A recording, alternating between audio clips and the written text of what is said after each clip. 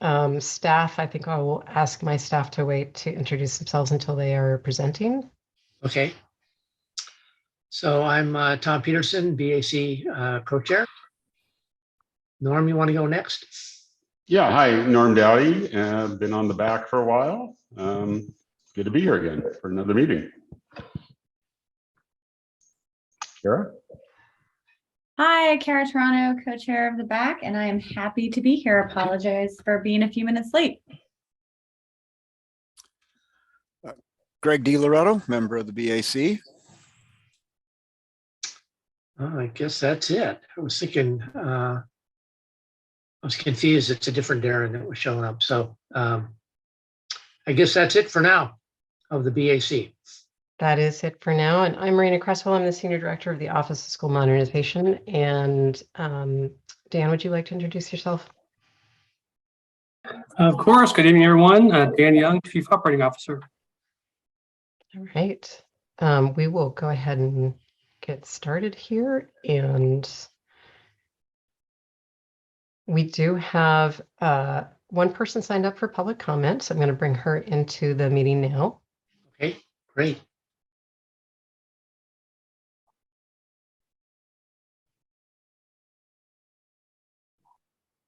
Jeanette, you have joined the meeting and you are, if you could introduce yourself and you be welcome to start your public comment.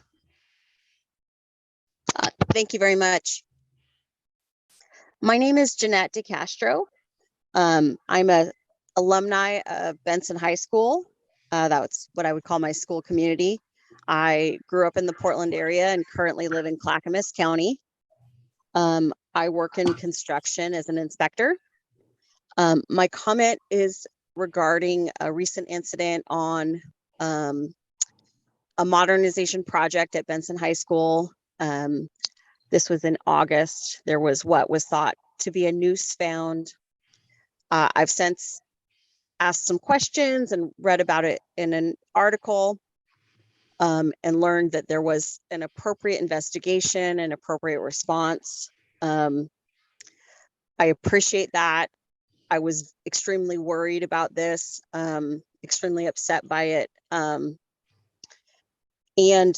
just want to say that thank you. Pivoting to the Bond Accountability Committee, BAC, I hope I'm getting the acronym right. I just want to thank you for your work and ask you to continue to be diligent. Sometimes these things get minimized through no fault of anybody, our biases, and we don't want to make waves. I appreciate that this wasn't minimized or try to be swept under the rug. It was very transparent what happened.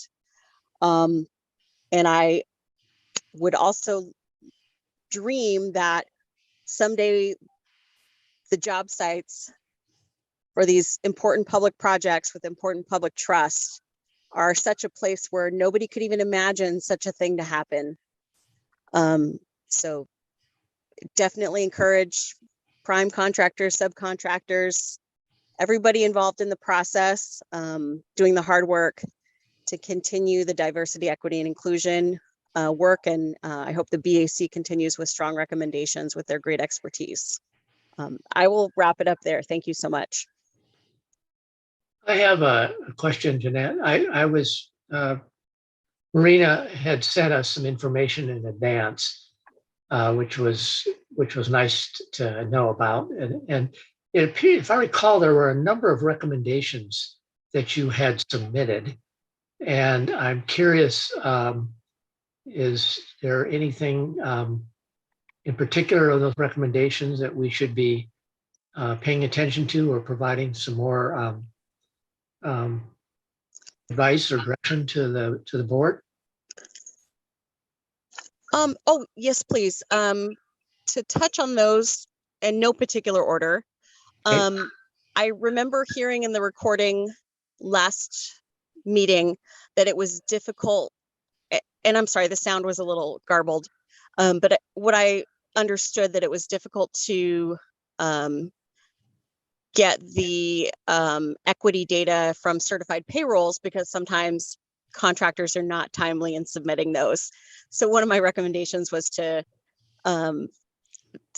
try to keep on top of them as best you can. I know it's really, really hard, but that feedback loop of, you know, are apprentices showing up? Are they finishing their apprenticeships? Are they in a place where they're feeling unwelcome, or they're not being supported? I think as best as you can get your contractors to give you that feedback, that would be helpful. The other one I wanted to mention, and I come from more civil projects, was the notion of like pre-qualification, or you know, when contractors or subcontractors are vetted to work on public projects like the modernization, are there ways to include equity measures in those pre-qualifications, or in those evaluations, as whether or not you go with contractor A, B, or C, and trying to really favor the folks who are doing that work in a measurable way? Does that answer your question? Yeah, that's helpful. You also made reference to, trying to think of the term. I remember Kenichi brought it up a couple of years ago. It was a concern of hers. Is it not really safe work environment, but it was all about, and there are a number of contractors, I believe, that are promoting this as well. And I think Anderson is one. I'm just curious, are you seeing any results with that, and or what's your perception of how that program is working for the contractors, job sites that you may be on, where they have those programs? Bluntly, the job sites that I'm on do not have those programs. Okay. And so I see various things, like a bumper sticker might say "White trucks matter," and that's supposed to be tongue in cheek, right? But it might make a person feel unsafe. Yeah. And then the other thing I'll mention is, being an inspector and an owner's representative, I get people on their best behavior. So I may not see everything, but I have had to ask somebody to not wear a Proud Boys hat on a job site. And I have seen apprentices kind of do well and not do well. And I really try to be as neutral about that as possible. It's not my place to say why or why not. Yeah. Well, I'm curious, and interest as well. I remember years back when I was still working and trying to promote diversity in apprentices. Part of the challenge was the cultures didn't really welcome the diversity. And I'm hoping that is beginning to change, particularly with certain contractors trying to promote and emphasize that. So I would just, since you're out in the action and I'm not anymore, I was just curious what you're seeing. So I appreciate you sharing that with us. If I may, and I'm going to fully say this might be observation bias on my part. I might be biased, but I think companies that have strong safety programs also tend to do well with respectful workplaces. Okay. I see that if there's effort put towards safety, that usually the equity piece does follow as a natural. And it would be interesting to know if there's data around that, if there's been any studies besides my observations. Okay. And I think that's probably a good observation, because generally contractors with a strong safety ethic generally have strong other ethics as well. At least that's been my experience. So that's an interesting observation. Are there any other questions from the other board members, BAC members, that would like to take advantage of this opportunity? No? Okay. Well, we appreciate your comments, and I think it was timely, and it is a minimum, even though this particular incident, was handled properly and everything, it probably would be useful in the future BAC meeting to get a report out on what projects are employing these types of initiatives and which ones aren't, and what kind of results, if any, that you might be seeing. I certainly agree that it would have a big impact on your apprenticeship participation and retainage of apprentices, no doubt. That's a big deal, but it's not just about apprentices, it's about everybody as well. So thank you for sharing this. Well, it's probably time for us to get a lot more educated on those programs. So Great. And thank you so much for having me. I appreciate it. great. Thank you, Jeanette. Any other public comment? We do not have anybody else signed up for public comment. So I think we can go ahead and move forward with the rest of the meeting. Let's go. All right.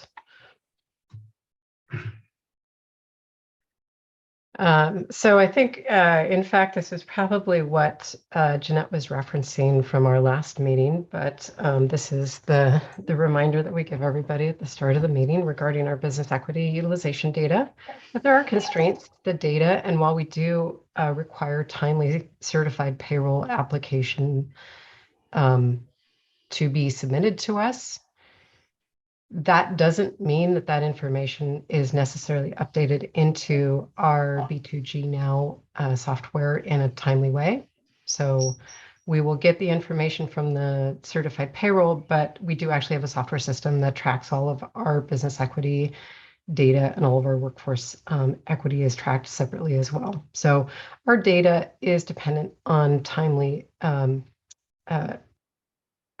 submittal of information into the software. Apologize. I'm following too many screens here. I'm getting a little bit confused.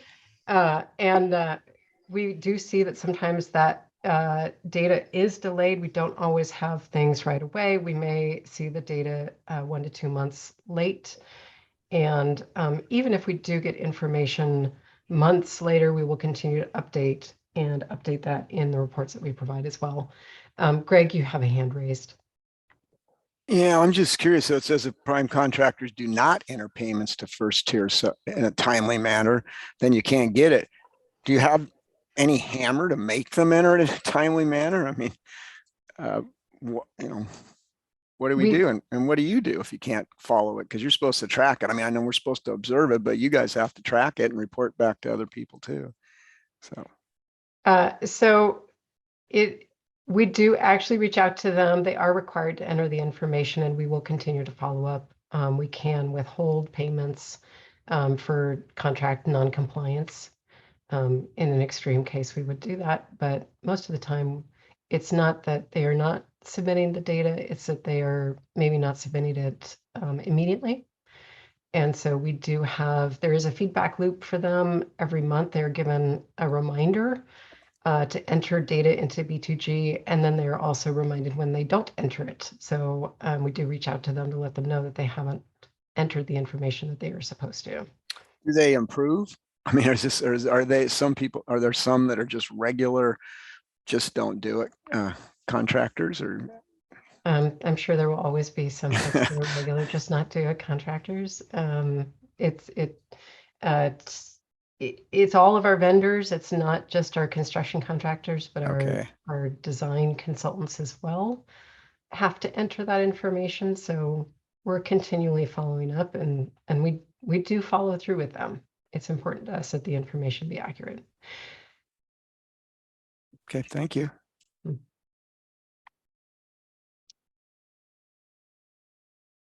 Okay, and based on the information that we do have in B2G at the moment, our cumulative workforce equity is currently looking quite good. That was the apprenticeship that Jeanette was talking about. We are currently at 29%, and our goal is 25% for overall for minority For female, we're at 5%. That is consistent with where we have been. We also find that that's consistent with what the market is showing us out there in terms of the availability of females to do the work. Apprenticeship overall is at 23%. The goal, the requirement for that is 20%. So we are meeting that requirement as well. On the business equity side of things, currently at 16.42 on our cumulative, that is higher than we were at our last. We continue to see a gradual increase in our percent utilization over the history of the program as a whole. For our rolling 12-month, we're looking quite good at the moment. It's 22.65. And just as a reminder, this is based on payments made over the last 12 months and that self-reporting. However, it is looking quite good for both Lincoln and Benson, and I think you'll see that in those project presentations later tonight. Moving on to our financials. 2012, I'd like to say there's no new news. That's probably not a surprise. We've been at 99% spent for quite a while now. We are continuing to reconcile those numbers. I think there's probably some question about how long it's taking us to reconcile, but I just want to note that these date back to 2012. There are years and years worth of data there, and it was when the program was first set up. So, you know, there are things that we've learned along the way. There are things we're learning during the reconciliation, and we are just kind of going after every little penny at this point to make sure we figure out that we're complete in all of our buckets of money. The Grant Upper Field Improvement Project will be providing a presentation tonight. We expect this to be the last presentation. After that, we may do a follow-up written report, but the project itself is substantially complete. There are some minor items that are still hanging on. You'll hear more about that later. Roosevelt Phase 4, that project, of course, is also substantially complete. We're not doing a presentation on it tonight. You've already seen it, not just the photos, but you've actually been there to the building. And so we are providing only the status update in your written materials. No presentation on that one tonight. On the 2017 program, we are 76% spent. Again, when we're talking about large numbers, those numbers don't necessarily change dramatically every 2 months. So you may not see any significant changes there. Couple things to note, the prior year expenditures for MPG, we are moving those to the 2020 program. They have not shown up yet on this particular report, but we're in the process of moving them. So at the next report, you should see 0 under MPG building in 2017, and all of that should be showing up under 2020.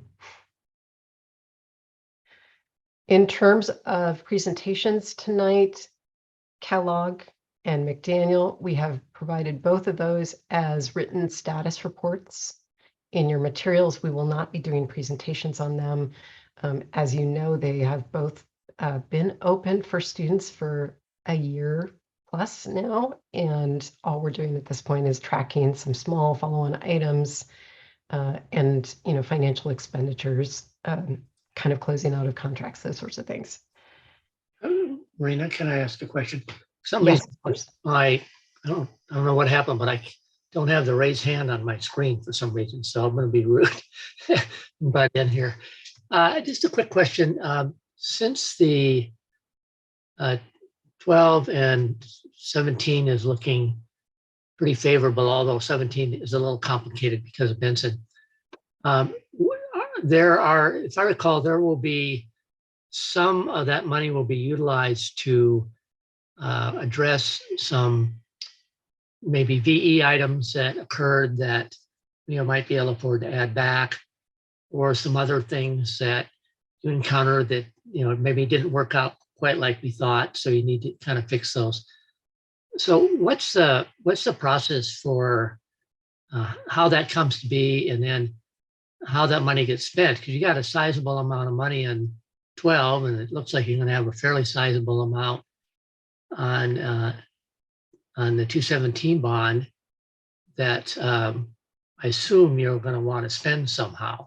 So I'm curious how that plays out, because that theoretically that would keep some of those bonds, keep 2012 open for who knows how much longer.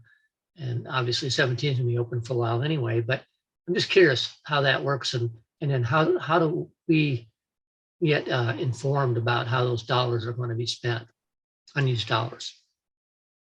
With the 2012 funds, I think that the number, I've cautioned this before, that that number is going to swing quite a bit as we go through and do this reconciliation. In particular, we're tracking down other sources of funding that are not bond funds, that may not actually be funding that we can spend at this point. So the Okay. way we track funding within eBuilder, sometimes those other sources of funding, we put it in so that we can use our system to manage it, but it may be constrained by a fiscal year. And so we're going through and trying to reconcile all of that. What you see is left over in 2012 is a very rough approximation, and it could swing by a couple 100,000.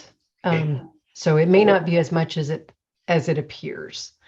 With 2017, at the moment, there are a number of things shifting around within 2017, and so we don't have a good sense of what our extra may be.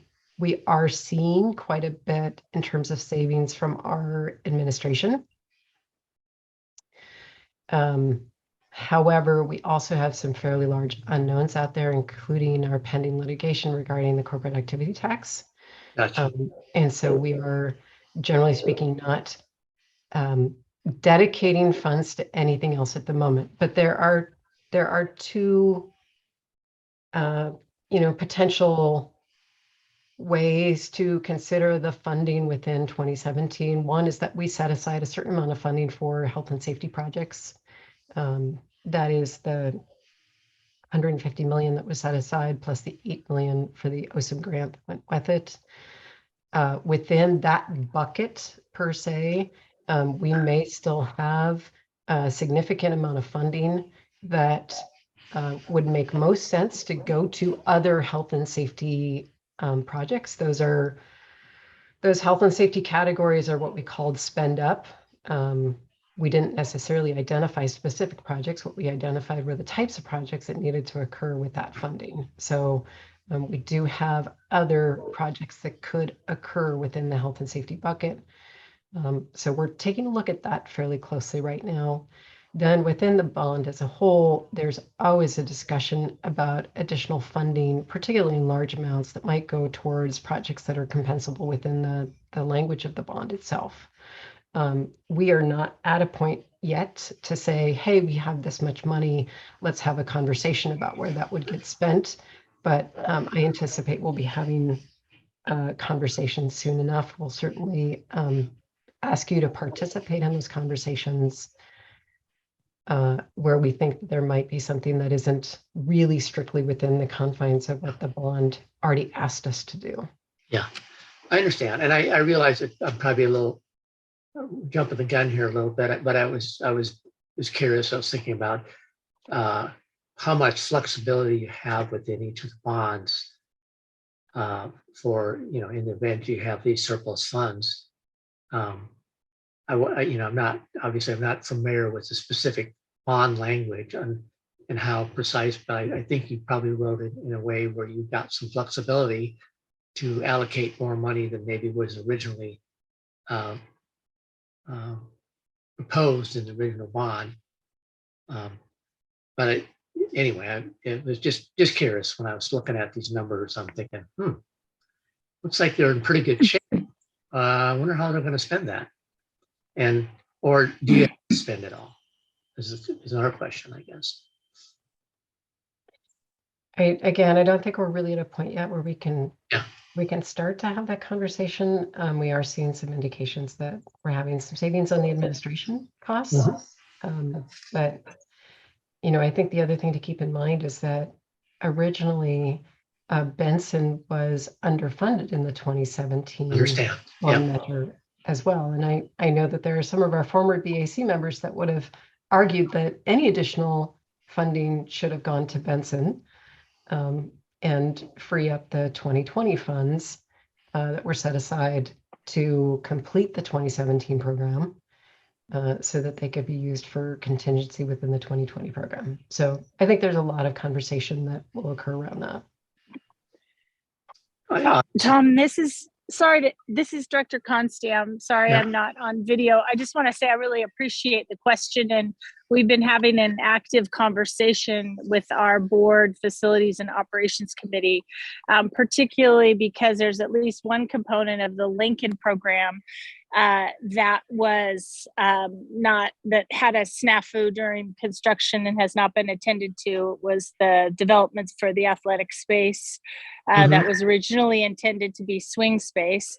And so I would say from my perspective as a board director, the process is somewhat unclear to me as well. You know, what are the parameters for project budget going to items that had been squeezed through value engineering or otherwise not attended to? What are the parameters for going back into the program budget? Some of these things, I appreciate Marina's point that we're not at the end yet, so we haven't done final reconciliations and don't know what there is there. But some of these for projects that are under construction now have time horizons that are closing in terms of an economy of scale and efficiency and even practicability of getting some of this done. So I share your concern and lack of understanding about the process there. Well, it'll be interesting. I realize it's still a little premature, but I thought, well, I'm not around much longer, so it's one of my last chances to ask a question. So I did. Well, this is Norm. I think, Tom, you had mentioned this recently, that in looking at this, if we're looking at it correctly, there's not only 14.7 million projected underrun, but there's a 16.4 million of contingency. So you add those two together, so it's around 31 million. If everything was done today and nothing else went over budget or cost more. Is that correct?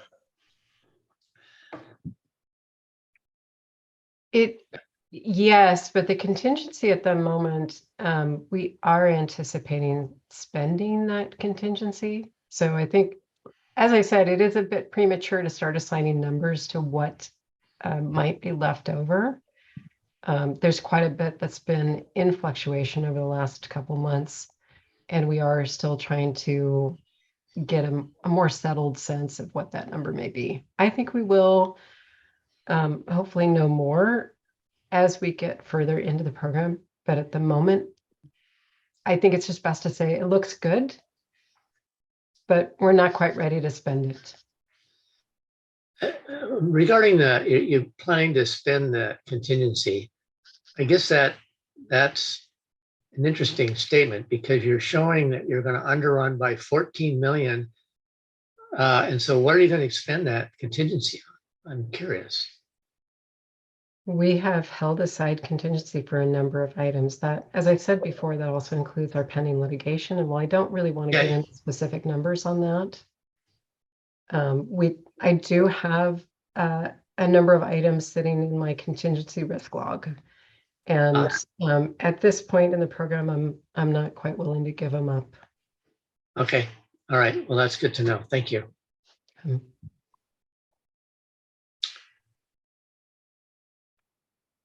Okay. Marina, one more. This is Norm again. Would the contingency risk logs ever be made available to us on a limited basis? We don't normally share our contingency risk log. There are, I can certainly have a conversation with you about what specific items that I'm looking at, but I don't typically share the numbers. Okay, or just maybe an example of one or something would be interesting. Well, the litigation, the pending litigation is a good example of a contingency risk. We also identify contingency amounts for each of our projects in case there are overruns in projects as well. Okay, thank you. Mm-hmm.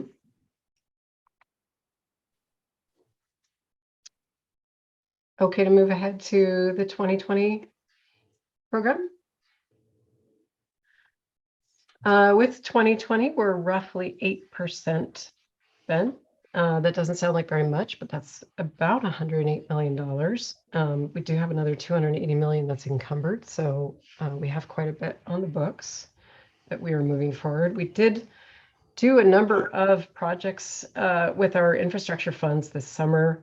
Those are mostly complete by now, but we had a number of challenges due to supply chain that pushed several of our projects into the school year, and some of them, in fact, into the next summer due to delays in getting materials.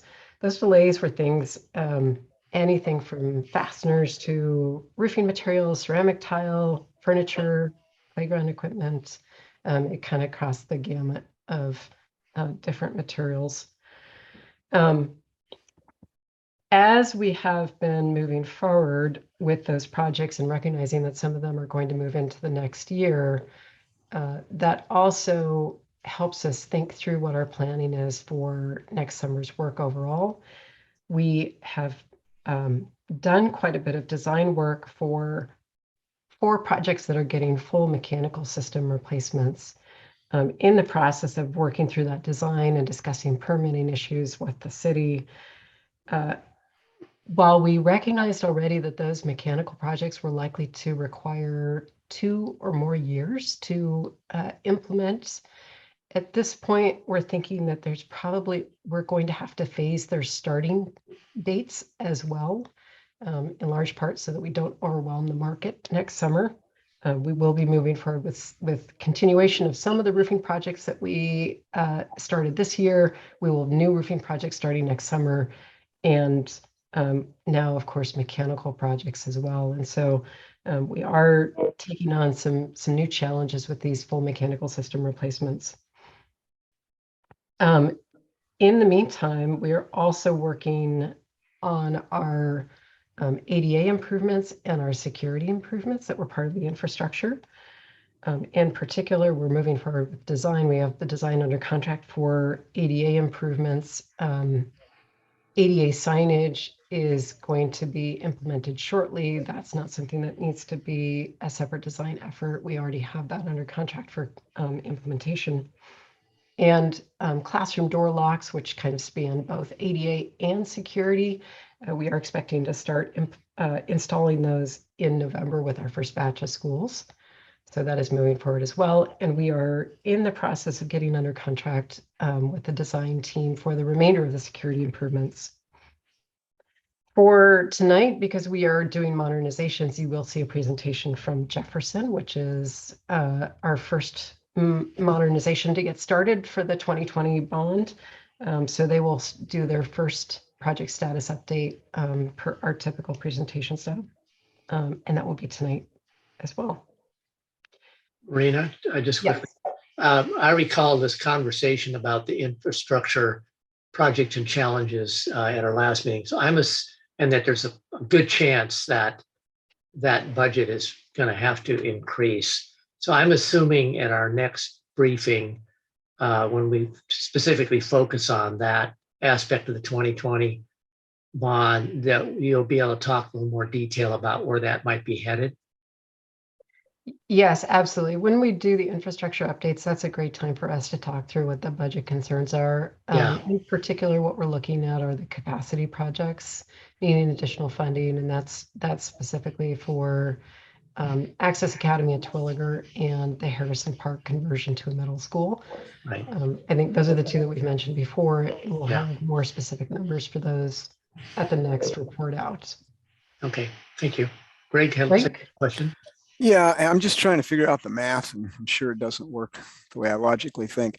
You have $240 million in unallocated project funds, of which you've budgeted 136 million for something. But does it work that, like, the MPG building started out at a budget of 64 million, its current budget's 74 million? Does unallocated projects go up into that such that that number gets reduced as these numbers go over the original budget? Same with technology? No. Unallocated projects is basically the bucket of funding that has not been allocated to a specific project. As it is allocated, it will go, in particular, that line that says unallocated is specific to our infrastructure projects. I see.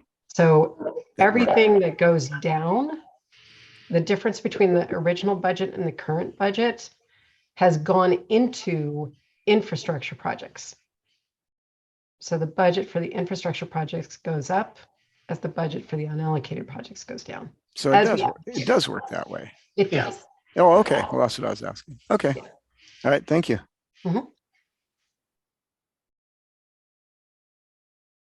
Are we ready to move on to? Okay. This is just a reminder of how we come about our definitions for red, green, and yellow. You have this in your packet, so I won't go over this specifically. And we will start with Clark for the grant upper field improvements. And Clark, please let me know when you need me to move to the next slide. Sure. Good evening, everybody. My name is Clark Hyde. I'm a senior project manager here at OSM. And I the wonderful pleasure of marching this project through its final stages. So for those who don't know or don't remember the last update, grant upper field improvements, taking the existing Grant high school baseball field and extending it, widening it, making it a little bigger for softball infield to be installed with lighting improvements and safety netting improvements and dugouts and batting cages similar to the baseball side of things. As far as the budget goes, after we talked about the original budget versus current budget.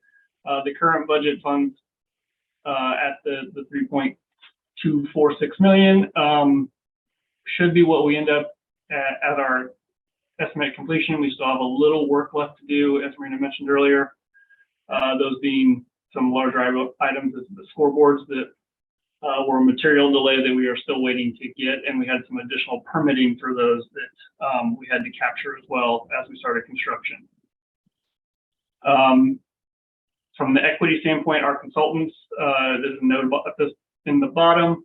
They were tracking very well. One of their sub-consultants lost their, I think it was their WBE status. They shifted, so we were tracking well above our 18% goal, but it looks like the 14.5% goal is where we're going to land on that one.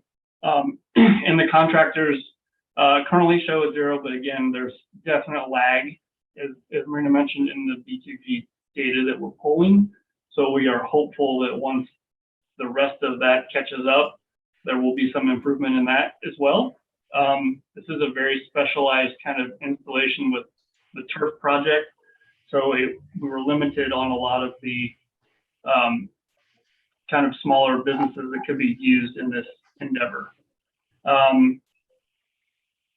So overall, the numbers don't look great right now with those, but again, hopefully that contracting number goes up a little bit to help out for some improvement.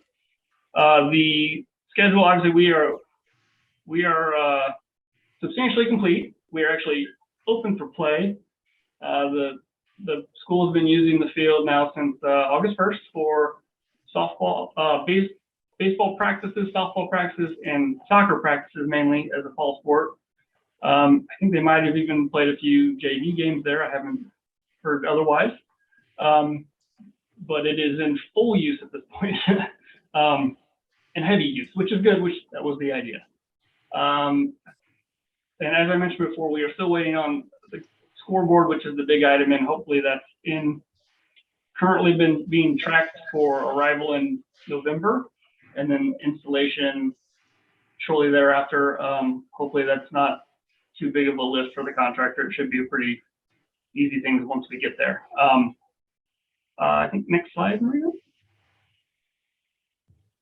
So we provided a lot of finished photos this time, essentially, which is a nice change from the last time I provided photos, and it was just a kind of a big mess of styrofoam panels and dirt. So all of these photos you're looking at now are essentially either from the softball side of things, that's brand new turf, or looking back onto the softball side of thing. And that photo in the bottom right, you can kind of see the variation in color from the old turf to the new turf where we tie together. That will slowly blend together, and it won't be noticeable hopefully after, a little bit of wear and play. On the top right, a nice shot of our safety netting system that was put in and ties into the backstop of the softball field and of the new dugouts that were put in for the softball side. In the lower left, you can see some of our lights. For those of you who haven't been out there, see the field lights. They kind of blend into the background, which was the idea. If you didn't know that they weren't installed originally, you would never know they were new. Next slide. Again, just some of the accessories as part of the softball installation. The top left is we have the visiting bullpen dugout or bullpen, which is into the right field of baseball. So it has the foul line kind of runs next to it. It is somewhat in play, but we have this wonderful fence that you see on the right side that is our new outfield fence for softball that was introduced as part of the project that will run parallel to that. This is just a photo of the fence actually being installed so we can see what it looked like the first time. New spectator seatings that match very similarly, or I think they're almost exactly as what's on the baseball side of things. And then the new hitting and bullpen tunnel for the softball team is just off the softball dugout on the southwest side of the field. I think that is all I have. Are there any questions? I have a question. Yes, sir. Regarding the equity issue, I'm curious, do you have a sense of where it may end up? I understand we have this dilemma where you can't really see the results till they submit it, but at the time of the bidding, was there any conversation about what they think they might achieve in terms of where you're headed? Because that just saying 0 and we're waiting for the results doesn't really tell us did they make an effort or not, and you see some improvement. So just a no, they definitely we did have conversation about at the start.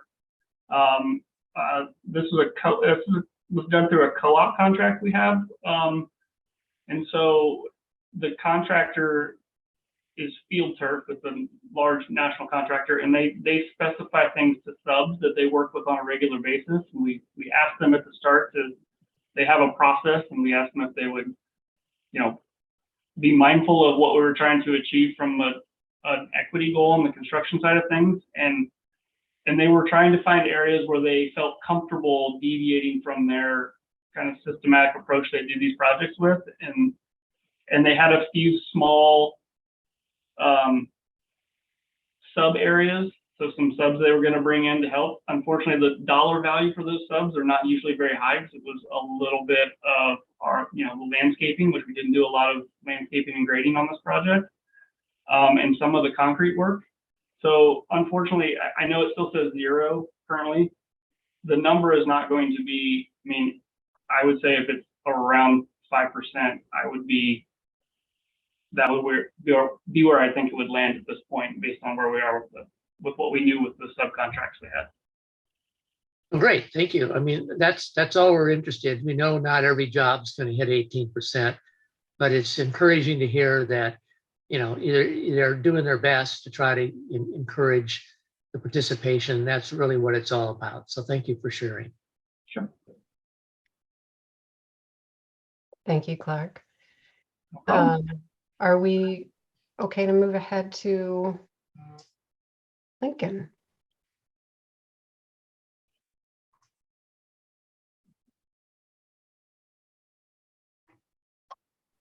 Great. Hello, everyone. My name is Eric Girding, and I'm the Senior Project Manager for the Lincoln High School Replacement Project. We are transitioning from phase 1 to phase 2, or phase 1 completed the main building, which we opened up for the current school year at the end of August.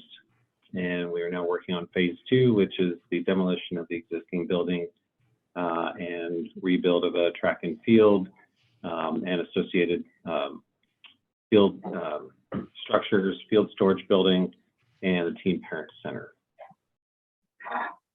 I don't know if you want me to go into detail here on sort of the numbers, but as you see, along with other projects, we are showing currently forecasting some savings. We did a reconciliation of our budget and our costs after phase 1 and our phase 2 buyout process. And we were able to transfer some funds within the GMP contract over to our owner contingency within the contract, which helped us out and kind of improved our contingency numbers there, so that we're not having to increase our GMP here to complete phase 2. And our overall, as far as our equity numbers, we have struggled a bit on the consultant side, but we have done better on contractors and getting closer to that 18%. And overall, you can see that 17.24, getting pretty close to our goal. We have had struggle in getting diversity in the workforce, certainly getting women involved in the trades. Really, I know that the teams have been doing their best effort to do that, but that's one area I'd say that we're struggling the most within getting our diverse workforce. Regarding schedule, as I said, we completed phase 1 here in August and opened up the school for the school year, and then phase 2 kind of kicking off simultaneously. So right now we kind of have 2 projects going, which is a little crazy. We were trying to wrap up phase 1 and all of our kind of little things that we're doing just to kind of getting things working right and adjusting to how we're actually using the building with everyone in there, and then rolling forward with phase 2 and our abatement and demo and grading and so forth. You can go to the next slide. It's kind of a larger kind of graphic representation of our schedule over the overall project. So you can see we're just down to kind of our last 11 months on the project. It's kind of hard to believe after starting in 2017. We're in our last year and really excited with our progress so far. With our abatement of the old building, we were about a week after what we had established as our completion of abatement. That was due to some just additional scope that was unforeseen. That did not impact our demo schedule, and we're moving right ahead. Just in the last couple weeks, we've received our final building permits for the phase 2 structures, and so we are full steam ahead on phase 2. You can go ahead and go to the next slide. This is an image kind of across the street at the corner of 18th and Salmon, looking at the building. The ground level there is our library. Next slide. This is an aerial photograph from early September. You can see kind of the demarcation line between phase 1, which is the completed building, and phase 2, which is our construction yard. We've actually removed 2 of the trailers that we had in place, and we're down to kind of 1 primary management trailer, which is over kind of on the right side of the image there near Salmon Street. And you can start to see the development of a big pile of dirt, which is we're excavating. We're moving dirt onto the sort of more western portion of the phase 2 site to surcharge the ground. We have undocumented fill right there because of Goose Hollow and Tanner Springs Creek underneath. And so for roughly 6 weeks or so, we're pushed a big pile of dirt over on this portion of the site, and we're monitoring it and surveying it once a week to check for settlement. And this is based on our geotechnical recommendations. We have quite a tight tolerance with our running track. We've got a 1/8 inch tolerance of elevation change from one end to the other. So we got to make sure that our substrate is really solid. So that is ongoing. And so far we haven't seen any settlement. And the soils that we have uncovered, even though they're undocumented, have been in pretty good condition. So that was one of the risks we've been carrying, and we've so far been lucky to really have good quality soils underneath, even though we weren't quite sure what was there since it was undocumented fill. Next slide. We had our ribbon cutting ceremony and grand opening for the building a couple weeks ago on a Saturday. Great to have folks out there. You know, we had our superintendent, board members there. We have a principal Peyton and board member Constam cutting the ribbon, and just great celebration to get folks here to see this great building that we've opened up and that the students, you know, are using and really enjoying in their new space. This is one of the, you know, there are many things that occur kind of after you design a building and build it, and you've spent so many years just sort of looking at plans and trying to build a building, and then people get inside and they do things that you weren't really expecting. Here's a great example of that. We have a large stairwell that goes from our commons up to where the gymnasium is, and they figured out that that stairwell holds more or less one class of the 4 classes that, you know, freshman, sophomore, junior, senior. So here is the senior class posing for the senior class photo on this stairwell. And just it was really fun to see. And again, many examples of that, of just having, you know, the students and the teachers coming in and using the space and really seeing it come to life. And here's an image of the gymnasium and our bleachers, one of our bleacher sets that we have. This is looking at the center court with the logo and the established in 1869, which is when the first building was opened for what was then called Portland High School, that was later named to Lincoln High School. Again, the gym is getting used constantly. There was a big volleyball tournament tonight as I was leaving Lincoln, and this is the first time that they had been able to host volleyball tournaments, because they only had 1 court in the old school. Now they have full, you know, 3 full courts.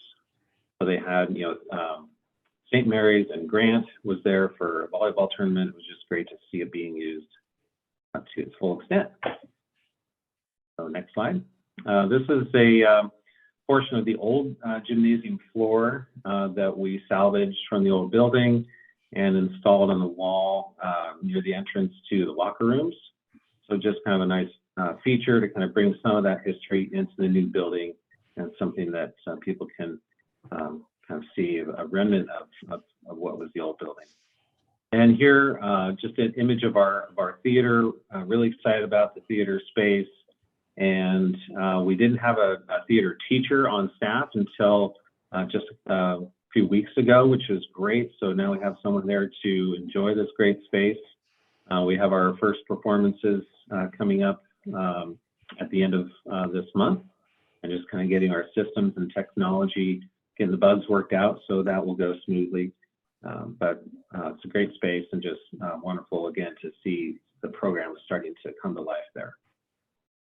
And then back on the other side of the fence, we've got some major demolition happening. You can see here where we excavated down to the level of what will be our part of our staff parking lot, and then we had grandstands that will be coming up above that. And we took all that dirt that was in that spot and just kind of moved it to the west, as I showed in that other image, where we're surcharging that part of the site to make sure we're not having any settlement occur. So stuff moving around. And here is our site plan, where just to kind of orientate people and remind folks of what we're doing for phase 2. If you see, there's kind of a pathway along 17th Avenue where it says Commons Plaza. And that's, you know, a public pathway after hours on the weekends, serves as plaza area and loading area for the school. And basically all of our phase 2 work is to the east or to the right of that line, where we've got the field, grandstands, a practice field, team parent center, and a field storage building that are currently under construction.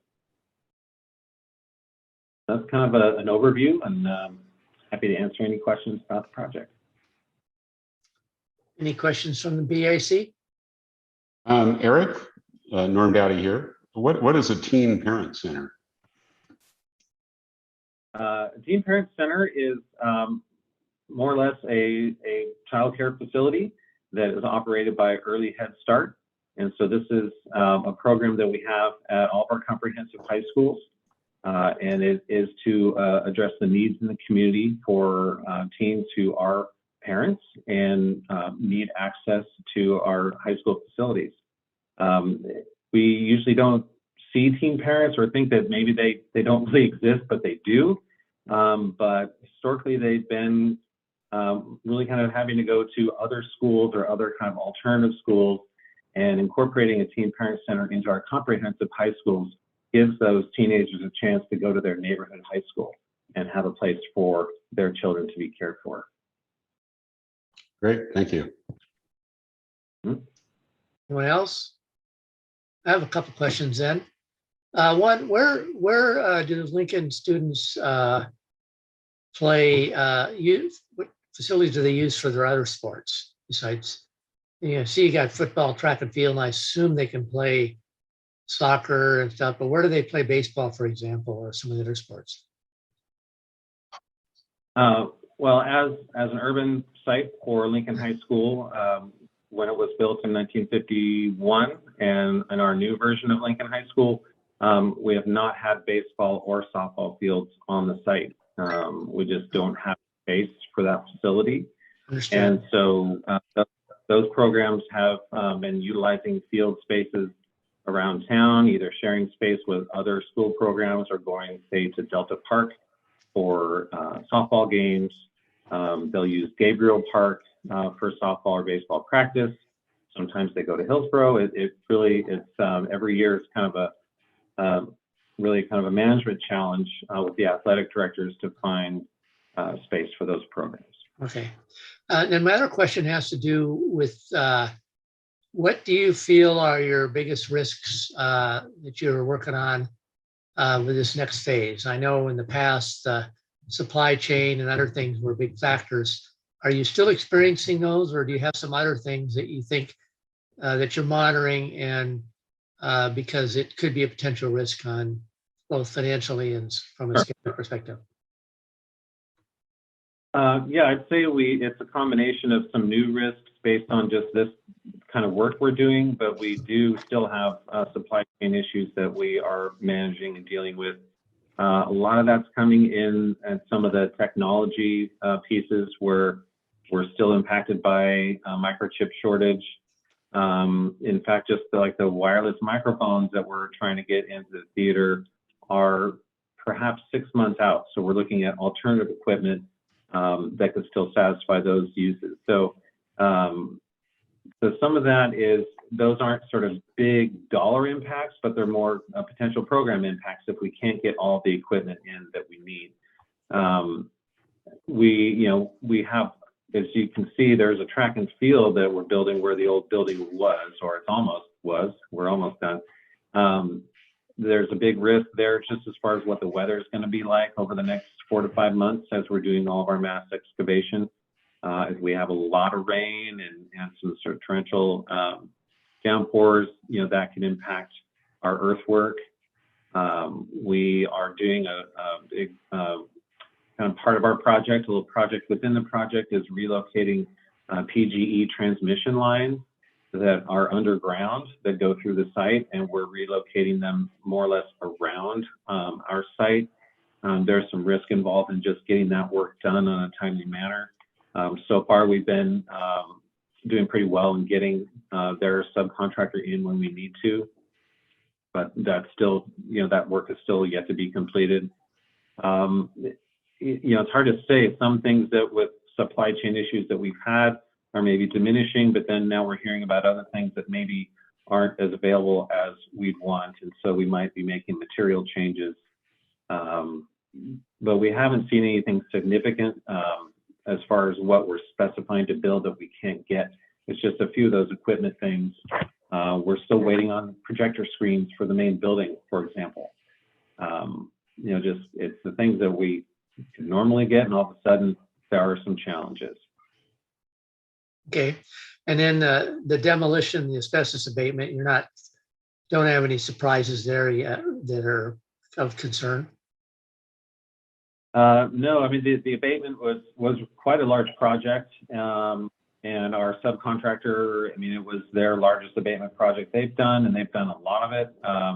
What we had heard was that Lincoln was a monument to asbestos from the 50s, but we've completed it, and we only had about a week to 10 days of additional work after we were scheduling to complete it. There was a few unforeseen sort of circumstances within the abatement that needed some additional work, but that's been completed. The additional time it took for abatement did not throw off our demolition schedule, because our demolition contractor is also our excavator, and so they're working on the surcharge and moving all that earth while we had an extra week of abatement work that we needed to do. But so we're able to kind of sequence around that. Otherwise, we're planning to have the rest of the building down probably by the end of this week. We'll be fully demolished, at least from the structure above, and then we have footings that we need to tear out. Great, thanks.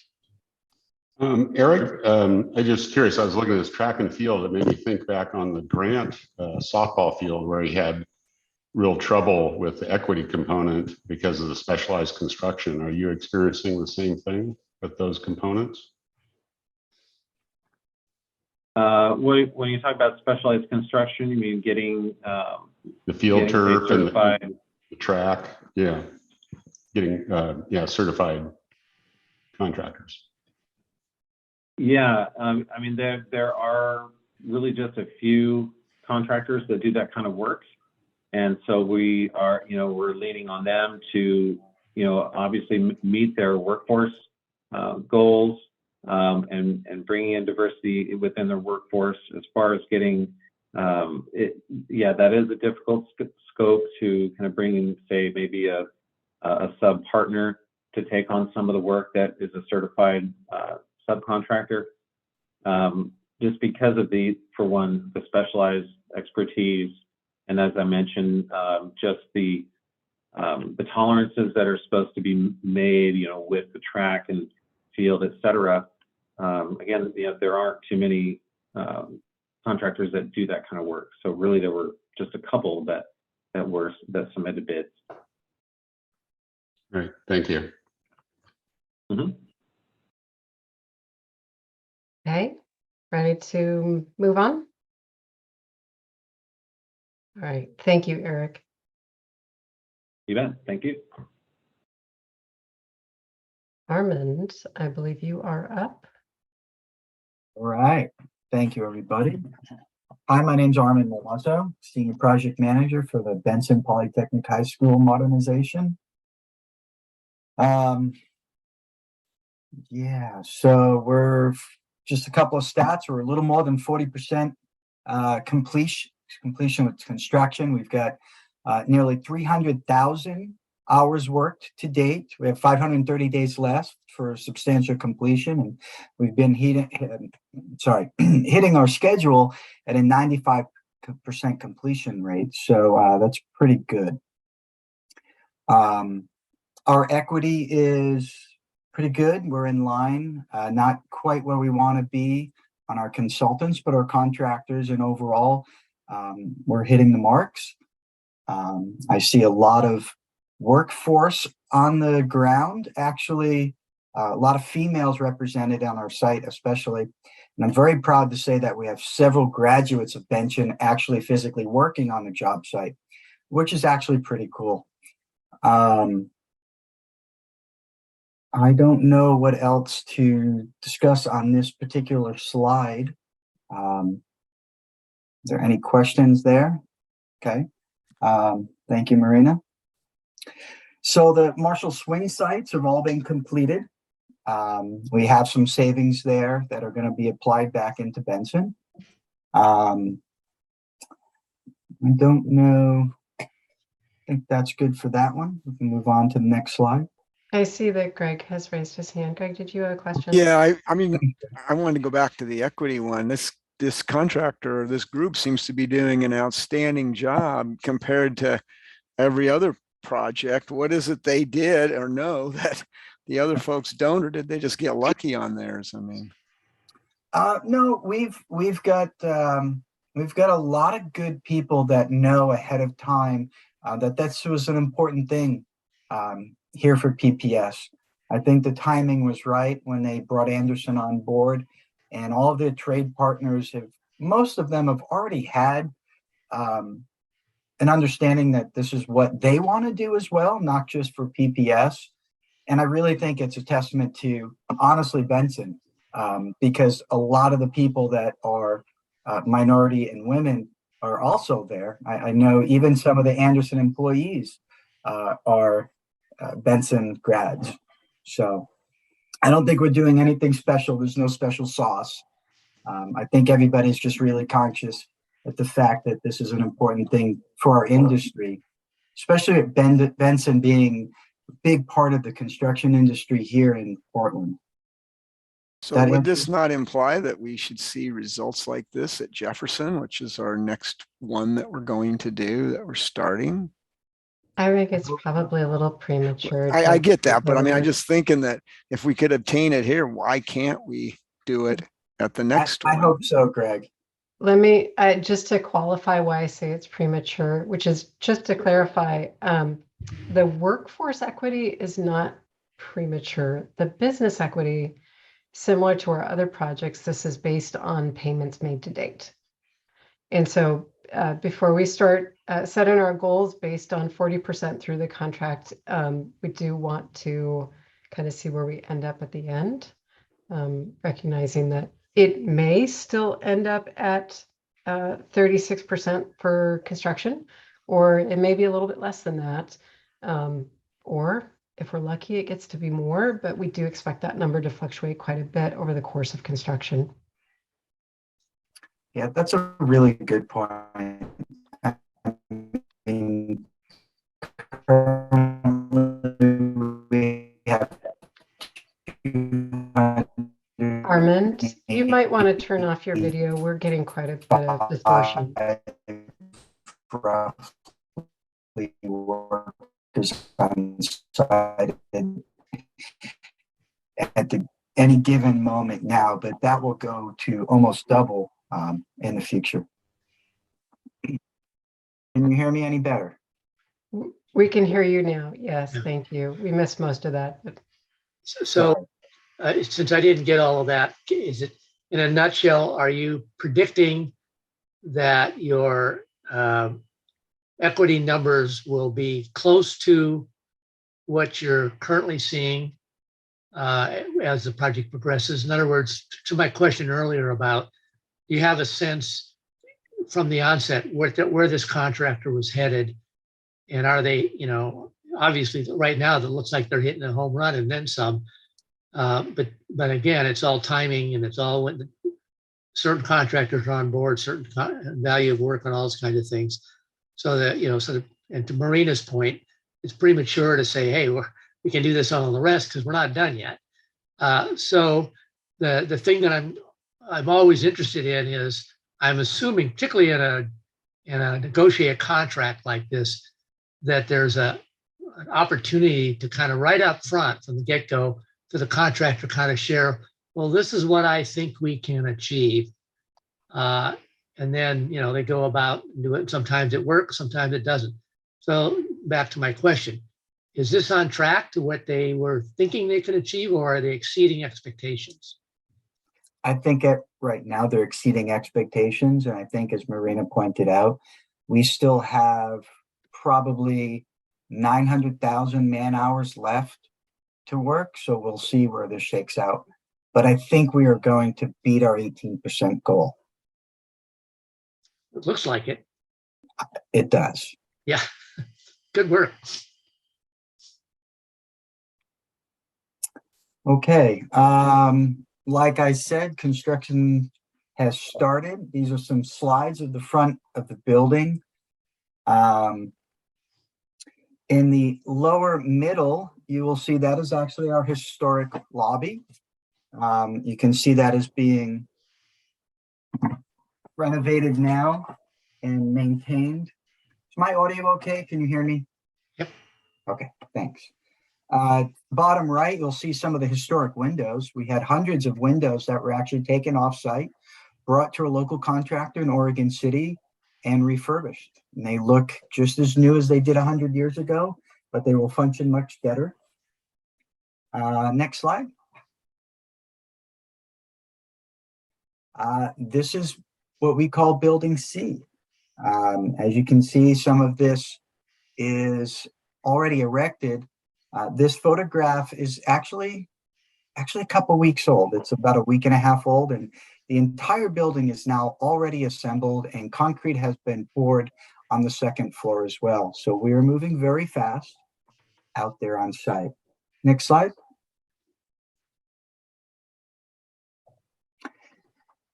This is Building H. You can see to the far right, the historic wall that was preserved. Buckman Field is off to the right beyond those trees.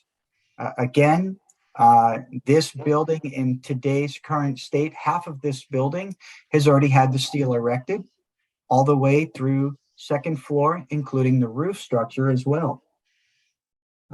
You can see in the far background, the brick building, that is the radio building. That is one of the buildings that remained here on the project. Next slide. Oop, back up just one. Thank you. Okay, the lower left, the left picture is really interesting. For those that come out during grand opening, this is what you will be walking over top of in the main Building E corridor. What many people will never know is that we suspended the entire 100-year-old building with 13 steel beams while we dug this subway tunnel, as I called it, underneath the building. For those who did get to see that, it was pretty exciting. To the right, both pictures are actually in the administrative areas. Again, these pictures are a week old. We're actually hanging drywall in some of those areas now as we speak. And then on the bottom right picture, you can see some of the roof structure being reinforced as well. Next slide. So student engagement, I will say, along with the equity, the student engagement from our contractors, our consultants, and our subcontractors has been amazing. I'm very impressed. They have been out teaching the kids, and they've also had the kids come to our job site to teach them. The top right picture is actually the children coming to our planning room to talk about how we plan, how we do pool planning sessions. The engagement has been phenomenal. The bottom left, you'll see that is a mock-up that the students built. The contractor will actually finish this, and we are hoping to donate this to a homeless facility as a shelter. The middle picture on the right is actually a design competition that the students did, that they chose from different designs within the class to see what they were going to build. So the cardboard picture on the right is what they're building in real life. Yeah, next slide. This is the Marshall campus. This is the CTE Annex building. This houses our temporary auto shop and construction classes. It's a fabulous building. Everything in there is pretty state of the art. We've had nothing but good things said about it. Most of that equipment will all be coming back to Benson as well. Next slide. All right, multiple pathways to graduation. We call this the MPG building. Groundbreaking was held on September 10th, and construction has started. Pretty exciting. Next slide. So permitting and construction, all of our permits are complete. Our PBOT encroachment permit is complete. We actually already have our building permit, so this is a little bit dated from when I put up the slide. And you can see here is a site plan of how dense this building will be on the site. Buckman Field is off to the right on this picture. Next slide. Some good renderings of MPG. This is some of the discussions about the lead gold that we are seeking. Some of the many different things that we've done here in the design to be able to get the lead gold certification. It is a heavy timber construction, but it will also have structural steel components and concrete deck as well. Next slide. This is actually rendering from Buckman Field side. So this is what you will see if you are on the soccer field once we are complete. And some of the common spaces on the bottom left. Next slide. Oh, I guess that was my last slide. Any other questions from the BAC? All right, I'm going to throw one out. It's the same question I had for Lincoln. So what are the biggest risks right now that you're concerned about that you're working on mitigation plans for? Well, I feel that our biggest risk is behind us, and that's the existing conditions of a 100-year-old facility. So I think our major risks are behind us. Risks going forward, really due to what your other question was, I think Norm might have asked it, which was lead times and procurement. I will tell you that our contractor and our trades have been doing a phenomenal job with keeping in touch with our manufacturers. We are ordering materials far ahead of time. Our procurement process is really great. As an example, we ordered our roofing material a year ahead of when we needed to install it because we heard that there was a 10 to 11 month delivery time. So we wanted to make sure we got on top of that. I think that is our biggest risk, and we are managing that through continual cooperation with manufacturers and subcontractors. Great. I am also thrilled to see all the students involved in the project. That's great. I wish we had more opportunities to give kids a firsthand experience like that and help promote our industry. So kudos to the team for that as well. Thank you.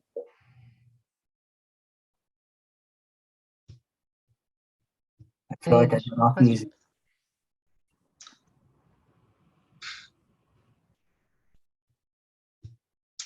Guess we're moving on.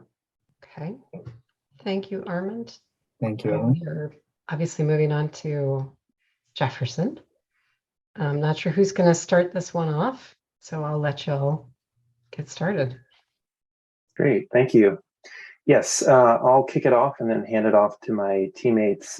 But yes, my name is Steve Efros.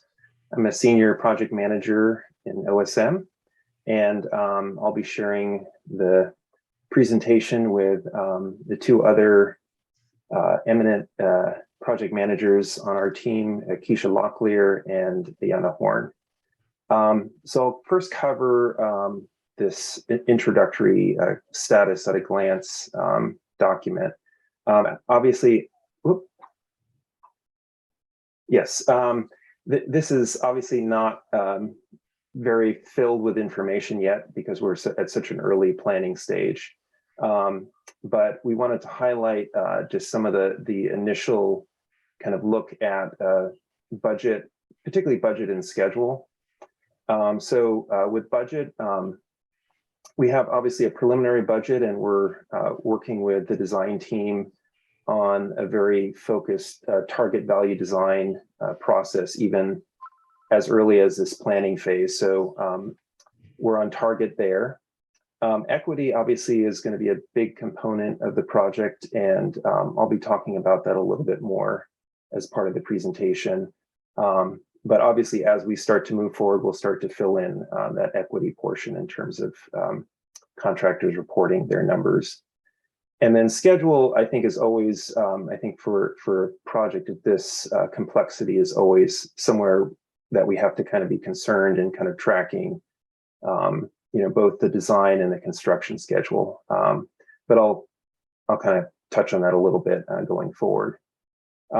So in terms of our schedule, this, at the bottom of the page, at the bottom of the slide, this schedule is a bit of a cropped view, obviously, of the entire anticipated project schedule. And I'll show you in a subsequent slide kind of a larger view of where we are. But this schedule is obviously we're still in planning, and so this is essentially a version of one of the schedules that we've developed for one of the scenarios that we're currently looking at for the Jefferson project. So it obviously shows us in the middle of planning. But when we go to the subsequent slide, you'll see that our current thinking is that we'll have kind of several kind of phases and stages of the project. So the first one that you see referenced here in terms of moving through design and construction, the first kind of marker of school opening is actually technically when we would anticipate basically constructing a temporary school and having students move into that on site. So why don't we go to the next slide, because that'll kind of get into more of the big picture of where we are. So this is a view of our current phase where we're looking at, sorry, move to another screen here. This is kind of an overview of this first year of planning work. And as I think we may have discussed at the first BAC, we have our project team that's come together, which is Bora Architects that has partnered with Lever Architects, and then we have Colocate as our engagement consultant. So that's the overall kind of high-level project team. And this schedule basically kind of gives you a sense of all the activity happening during the planning phase. At the top, kind of 3 lines you can see in those gray bars, that represents kind of at a high level, a lot of the programming and plan development work that's happening, as well as the beginning of some detailed cost strategy that we're going through with the project team. So some of the work that's happening with the design team with the program and plan development includes site and building investigations. So as an example, they brought in their historic consultant to kind of look in detail at the existing Jefferson building and all of the important historic features of that building. We'll be showing you a little bit about the design concept development and where we are in that process. We're also kind of in a detailed phase of reviewing the high school education specifications and looking at the program and reviewing it and refining it based on kind of the specific needs of the Jefferson program. In terms of the cost strategy, we're having kind of a 3-pronged approach going forward, which includes continuous cost analysis by the design team, including their cost estimator. Working with that same cost estimator, as well as several of the design team consultants, developing kind of early systems narratives, trying to get a sense of beyond the overall planning of this building, kind of what are the component parts and how can we start to strategize on really meeting kind of certain targets with those different components of the building as we move in eventually into design. And then obviously I discussed kind of the target value design approach, which would be guiding the whole process going forward. The lower portion of this schedule shows, you can see kind of those bottom 4 rows have color-coded circles, and that represents all of the community and stakeholder engagement that we're undertaking right now, which began in the spring and will continue all the way in through the end of the year. So in yellow or orange, you'll see the Comprehensive Planning Committee or CPC meetings. And Keisha will be talking a little bit about that, specifically kind of where we are in that process. But up to this point, we've been looking at kind of different site scenarios, looking at kind of at a high level, working with the community to understand kind of their experience, both in that building and in the community, and how to relate people's memories and experiences and culture and heritage to kind of thinking about the new design for this building. We have the second line you'll see is steering committee meetings, where we've set up a series of meetings to kind of mark certain milestones in planning. So we've begun that process of having those meetings with district stakeholders.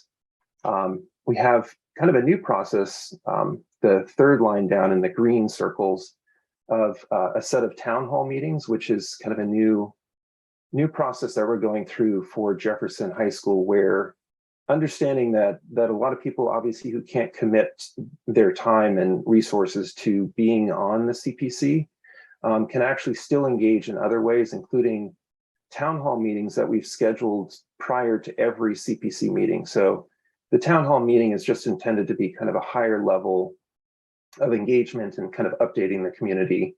And we've also begun to stream those online, so you could even join remotely. And then finally, the last line is kind of these more specialized kind of open houses and workshops. And so that essentially allows people, if they want to kind of dive deeper into kind of the design of the project, and typically in sort of all-day sessions.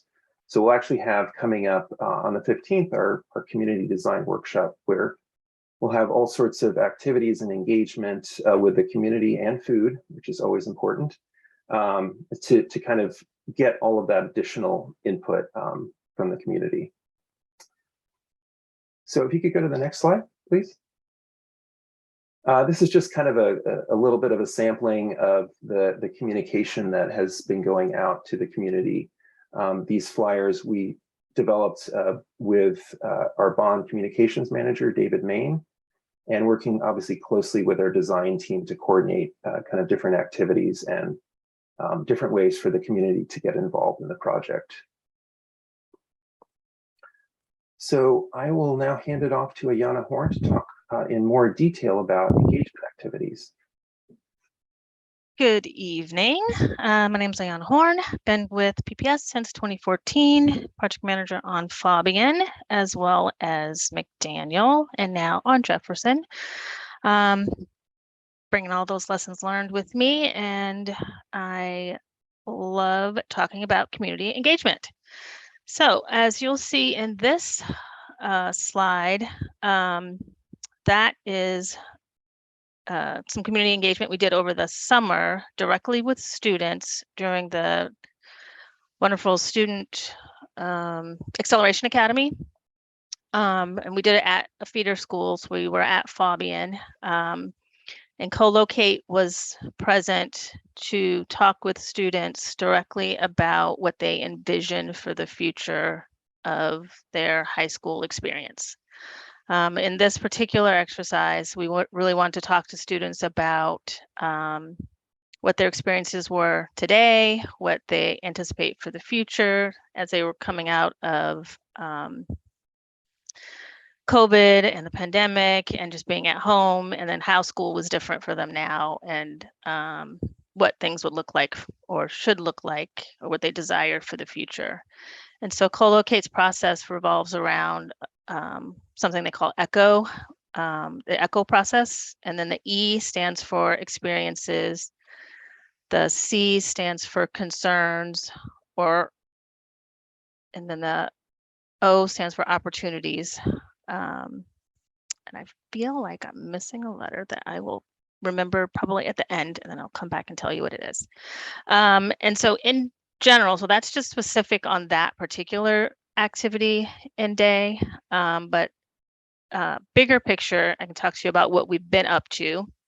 And so we've really hit the ground running, especially after summer and as things have gotten started in the school year.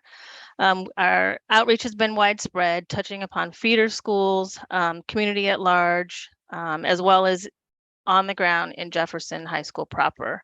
We've had ourselves as team members, as well as Co-Locate and Bora and Lever on site and at events, community events, tabling, and it's involved both sharing information about the project, inviting people to come to town hall so that they can become informed, as well as direct engagement and taking back feedback that will help impact or inform design.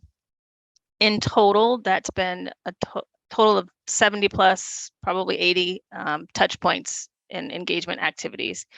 And then what those looked like were 35 community engagement activities, including neighborhood associations, PTSA, back to school nights, tabling at community events. And upcoming in that category, we have a partnership activity with SEI, Urban League, and BPI are going to plan an event together at Jefferson. And then next week, there is an intergenerational storytelling event with a barbecue that Co-Locate is helping organize. And at that event, we'll additionally talk about coming to the town hall and the community design workshop. That's that coming Saturday. The next category of events we've done are focus groups, and this has largely been Co-Locate, where they've had small group and small interactions with elders and alumni, Jefferson boosters, and organizations like Boys to Men and Girls to Women. And then we've had 4 one-on-one or small group activities, and those include with elders, alumni, feeder school parents, and then Race Talks founder. And then additionally, we've had 12 stakeholder engagement meetings, and these are meetings we have with district staff or school staff to talk about program.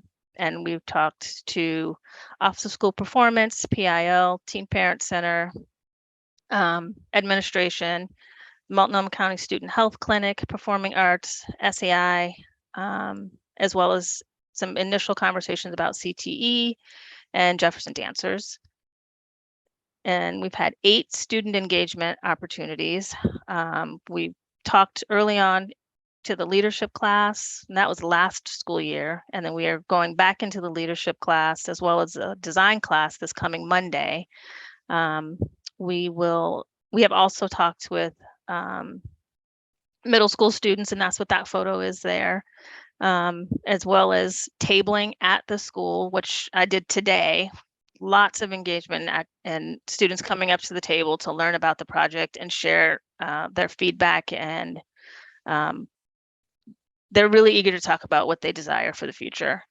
And then starting next week, we're going to be doing student design workshops where we'll be sharing with students the same information that the CPC members are getting. So the same scenarios that are going to get shared with CPC, students are going to get exposed and be able to manipulate the same things that the CPC members are doing. And over the course of now to the end of the year, we're going to have 8 to 12 of those student design workshops going directly in classrooms.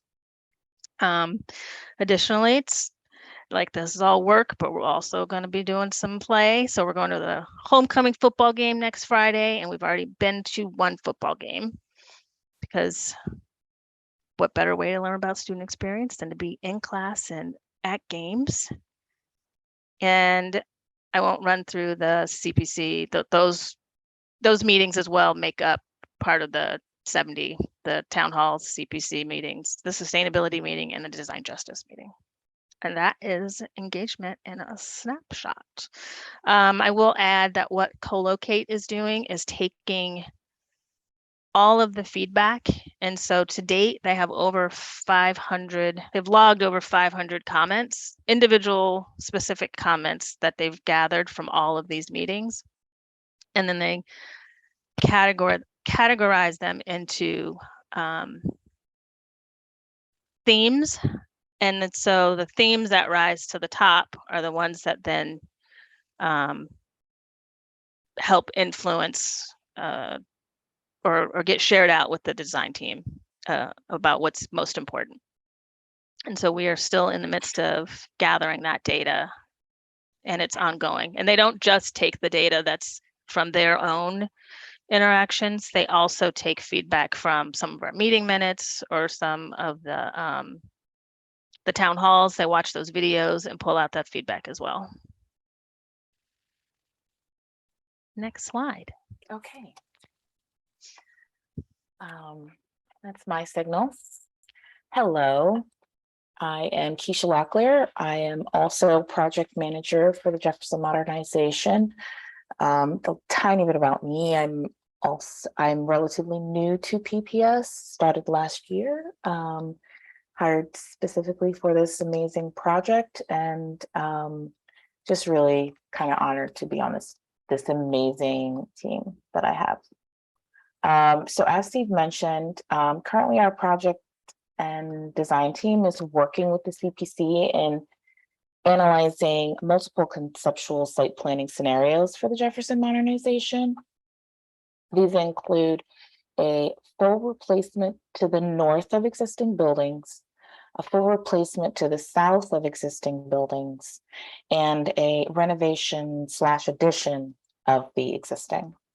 So some of the discussions that we have had around these options so far are cost and schedule implications of replacement versus modernization or renovation, such as the varying need of temporary facilities between those options, the site work necessary, the logistics of the difference in phasing necessary between options, as well as the disruption implications of the lives of the students and staff who remain on site during construction, whether in the existing building while a new one is being built in the case of a replacement, or if they are in a temporary one while the existing school is remodeled in the case of a renovation. So through our vigorous community engagement efforts, we have also revealed some cultural implications of tradition and heritage and history that exist within that choice of replacement versus rebuild or renovation, and how that project and how our project really does need to sort of bridge the past and the future to better serve its community. So we're wrangling with all of those very important impacts and variables in the planning for the project right now with the CPC and design team. Next slide.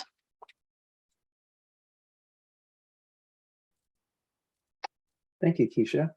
So the last slide and the last topic we wanted to cover was, I think, an important question from the BAC about the CMGC and specifically the timing of the GMP.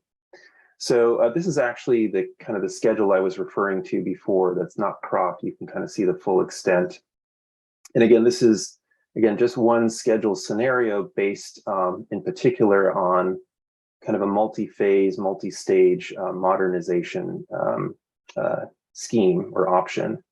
So again, similar to what you've seen on that first slide or the first kind of report, but with a little more detail going into the future, showing again kind of the multiple stages of temporary school, kind of in this case, a modernization partial completion, a modernization completion, and then field completion. It's kind of what you see at the bottom. But really focusing in primarily on the initial design phases, the idea is that we wanted to map out kind of what the most ideal scenario would be, in particular for really the steps that are required to have a GMP established. So the three kind of color-coded stars that I show here are in green, the Cmgc selection, in yellow, the GMP pricing, and then in red, the GMP establishment. And we've been working closely with really the entire, I would say, OSM program, and then several members of different project teams to kind of consider really, based on lessons learned and kind of, I think, industry kind of best practice, what is the best timing for each of these steps? So really kind of going through this, each one individually to kind of highlight them. Looking at the Cmgc selection, the goal is to really have that Cmgc selected as part of the schematic design phase. And this really allows for kind of a full participation and trade partners to be aligned, kind of at that point going forward and into design development. So that, I think, based on prior project experience, and I think, you know, Armin Malwazo could speak to this as well, because he's been a great resource from Benson and from his experience as well in construction. In terms of GMP pricing, the goal is to then, with that CMGC on board during, hopefully by about the middle of schematic design, is to have that CMGC price the 100% schematic design set during our kind of multi-week design phase approval stage of the project. So that kind of gives them kind of the right amount of time and kind of phase of the project to do that successfully. And then the idea is, oh, it says GM, should say GMP established. And the goal is to have that established at the 50% DD stage in order to have the most impact on the project and to be able to bring in trade partners so that you can have an impact on design and also in particular on value engineering at that stage of the project. So that was kind of our first pass, kind of at a high level of kind of our approach to the timing of the GMP. And that's also just to support that effort. The process we're going through right now is to really kind of hone in on the RFP itself, the CMGC RFP, again, based on lessons learned, and really have that ready to go so that we can be in line with this, in particular, the CMG selection during schematic design early in 2023. So I think that's the last slide. So we can certainly answer any questions about anything that we covered. Greg, you have your hand up? I do. Impressive presentation, and particularly the community involvement piece. And this is the first high school that I've gotten to be involved in as a BAC member from the very beginning. The other ones were either under design pretty far along or under construction. So for me, this is interesting. And a couple of questions come to mind, at least one. As you're doing the community involvement piece, I mean, you have a lot and you're getting a lot of opinions from a lot of people. So how do you do that? Do you try to coalesce it around some common themes and give that to the CPC to look at, so then they can consider it in the as they design those three options that they're looking at? And then how do you everybody's going to have an expectation, at least it's been my experience, that participates in those community involvement process, that their idea is going to be included in the final project that you do. So how do you manage those expectations? And how do you keep this thing at $311 million? Because I notice our other projects have all gotten bigger than when we actually started with them. So I don't know if that's a pretty broad question, but I'm curious how we're going to do that, because we kind of got to watch the $311 million piece from the BAC point of view. Thank you. I will answer some of that, and then I'll let someone else answer the money piece.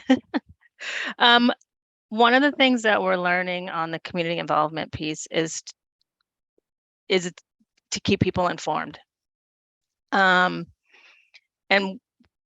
to be nimble. So we've actually been making changes along the way in how we're doing engagement based on some of the feedback that we're getting from community and based on some of the things we're hearing. We were, particularly because we're looking at replacement and modernization, we were noticing it's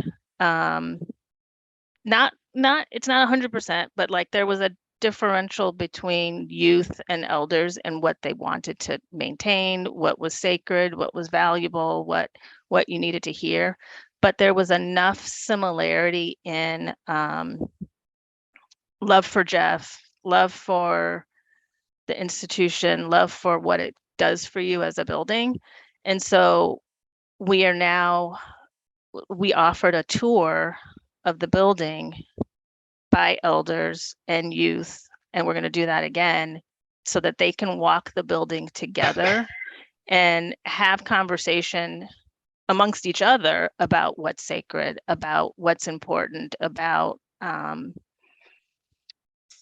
what's valuable to, like, what does the future need to look like for that space, and have them come to those decisions together so that we're not isolating and determining what's most important. They need to come to those, like have them come to those decisions together. And then CPC is also like, ideally they're reaching out into community and hearing from their networks, their like the organizations that they're within, and then bringing that information back. So that's not just that body of 30 making, you know, having ideas about what we're doing in isolation. But it is complicated for sure, because like we're going to have a design workshop on the 15th, and some of those people might be coming to the project for the first time.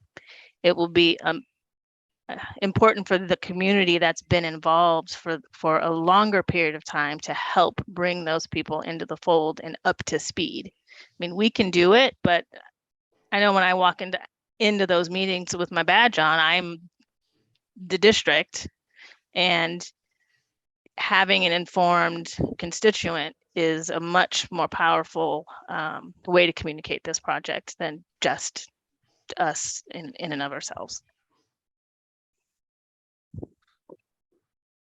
And I don't Steve, how do you align that with the budget that you guys have got, $311 million? How do you? Yeah, no, and I think, you know, some of what you're hearing described too, just on the community engagement is, I think getting probably more granular than we've gotten in the past. And in some cases it will inform specific design decisions, but in some cases they're actually kind of components about, you know, incorporate, you know, mental health supports, and there might be programmatic inputs. But I would say really the key, both based on this engagement side, but also frankly on the program and what's specific to Jefferson and what we want to try to, you know, what is kind of enhanced for Jefferson. The key to kind of our project cost strategy are the components I talked about, which is this continuous cost analysis as early as, you know, this kind of planning phase. So it's not them kind of dropping in at discrete moments, but a continual conversation between the design team, their cost estimator, and our project team.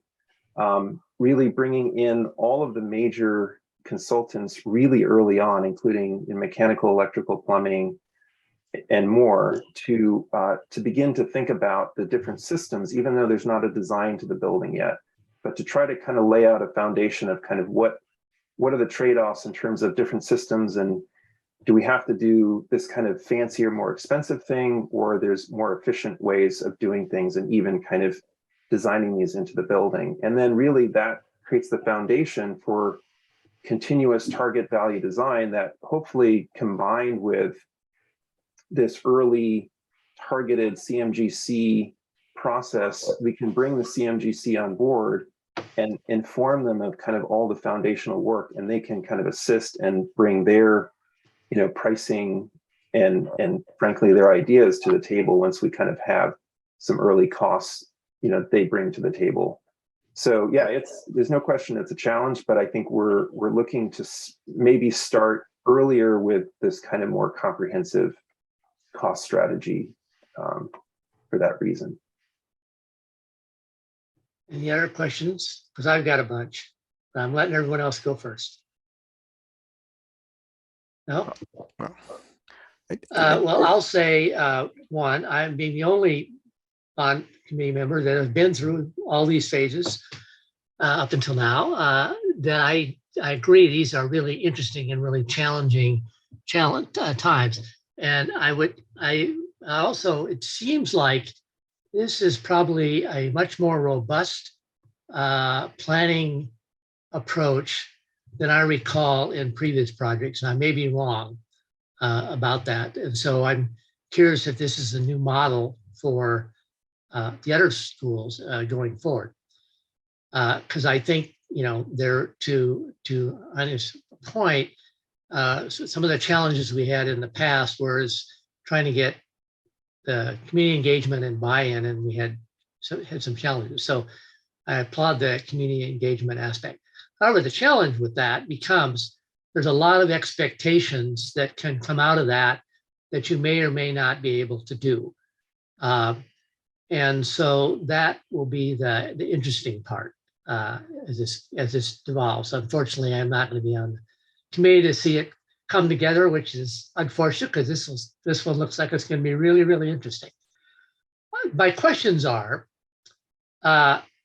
when will we decide on which concept you're going to? So, I mean, theoretically, you wouldn't start schematic design until you land on a concept. And so essentially you've got 3 months if I'm looking at this schedule. So is that the plan, that to have the concept finalized the end of the year, so that when you start schematic design, then you have at least have a basic concept in mind? Question number one. The other question, the other concern or comment is your timing of your CMGC. This is by far probably the earliest I've seen you bring a CMGC contractor on board, and I don't have a strong opinion one way or another. It certainly makes sense given the complexity of the project and the value you get from having the contractor on board early. No doubt that's valuable.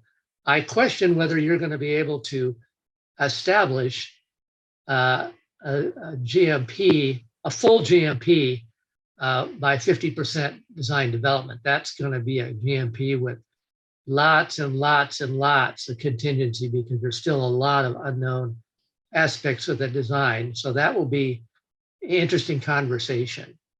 So those are just some observations that I have, but it makes perfect sense from a lot of other perspectives. So back to my first question: will concepts can be done? And I guess we won't see that until after you've made the selection of what the concepts are based on the frequency of we meet. So is there any opportunity for us to kind of be briefed as it evolves? Steve, do you want to just talk about the timing of the master plan approval first, and then I can discuss the other part of that question? Yes. So the master plan approval is intended to be a part of a board meeting in, I think, early December, I believe. And so the idea is that we will have, there are 3 more CPC meetings in addition to the community engagement workshop. And those will start to broaden and really show that kind of the conventional, not just blobs, but basically programmatic layouts of different options that are both, I think there'll end up probably being 2 modernization options and 2 rebuild options. And then over the course of those 3 meetings, it will include kind of discussions with the CPC about kind of trade-offs and preferences, and trying to also kind of guide those options going forward. And the idea is by the meeting after that, CPC 6, is to really kind of narrow it down to 2 or 3 primary options. And those will be the ones that actually get kind of a more comprehensive cost estimates applied to them. And those will be kind of, again, further developed and brought back to CPC 7. And the idea is, the concept is to basically have, out of CPC 7 and out of the membership of that committee, have what we'll call a preferred option that is what we take to the board as part of a final master plan report. Obviously, I mean, there can be different scenarios that go beyond that, but I'll let kind of Marina talk more to kind of at a program level. So actually what I was going to say was that we currently have a meeting for the BAC scheduled for November 23rd, which we had discussed at the start of the year, that was not a great time to do a BAC meeting, being the Wednesday before Thanksgiving. True. I anticipate many folks would not be available. And so we already know that we need to reschedule that meeting. And I think what I would suggest is that we try to push it back a week into the first week of December, and that we maybe make that meeting a little bit longer so that we can do our regular project updates on the infrastructure projects. But it's also an opportunity for us to brief you on the master plan work that will be going in front of the board. I wholeheartedly support that. I don't know how the rest of the committee feels, but I think that's great. Thank you. Okay, we will reach out with some potential dates for that first week in December, I Yeah. think is what we're looking at. I'll take a look at the calendar. I'm saying that sort of off the top of my head, but we'll want to kind of look at what else is scheduled in there, and we'll reach out with some options. All right, great. Well, it's exciting to see it come together. I'm really anxious to see how this one plays out. So I'll be time to time maybe asking a few questions from the sidelines just to see how it plays. Anyway, that's really all I have for Jefferson. Any other questions for Norm? Do you have a question? No? Yeah, I had the same, actually, I was kind of fumbling trying to get to my unmute when you asked for other questions, but I had the same concern you had about doing a GMP a third of the way through design development, how realistic that is and how you could hold somebody to that. Just in my experience, it's a nice thought, but I don't know, on other projects like Lincoln or Grant, when was the GMP established? I was going to actually let either Marina, but also I know Armin had some more background information just on the timing of the GMP, if he wanted to speak to that. Thank you. So this is Armin Malwazo again.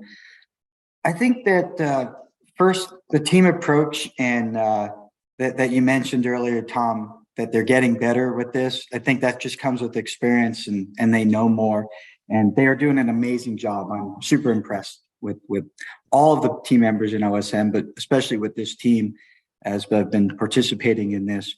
But I think one of the biggest things is that we do know more now. We have better understanding of what each school needs, what each classroom needs. And as far as the timing goes of the GMP, two very important things need to happen. One is that if we don't do it early enough, we don't get the ability to change the contract documents, meaning that the further along we get in design, the harder it becomes to do a systematic change in the big picture, big dollar things. So by having that CMGC on board early, it helps us to be able to price that and lock it in. It also holds them accountable. It holds the whole team accountable, not only the owner, but the architect and the contractor and the trade partners. So I think the earlier we can establish that, the better. And you're absolutely right when you say that we're going to have large contingencies. We will always have that contingency no matter what. But it also allows us the ability, as I said, to go back and make changes during the design and keep everybody accountable to do that target value design. I know at Benson, it was really hard to go back. I've been here at PPS for 16 months, so I was not able to do that during the early design phases at Benson. And when we wanted to make some of those changes, the timing of it just didn't work. And then the dollar amount, not only for the design, but the small amount that the construction savings would be to change those designs far outweighed what the timing effect would be. So being a recovering architect and a registered contractor in many states, having done a lot of design build projects, this is the most successful model that I've done in my past. And I get what you're saying. Unfortunately, this isn't a design build contract. It's different. But you're managing it kind of like it's a design build contract, and I get that.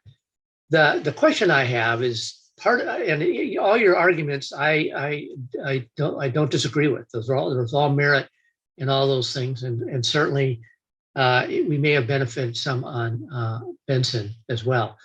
On the other hand, the other thing that can happen is it can drive extensive VE exercises where you may not get what you thought you were going to originally get.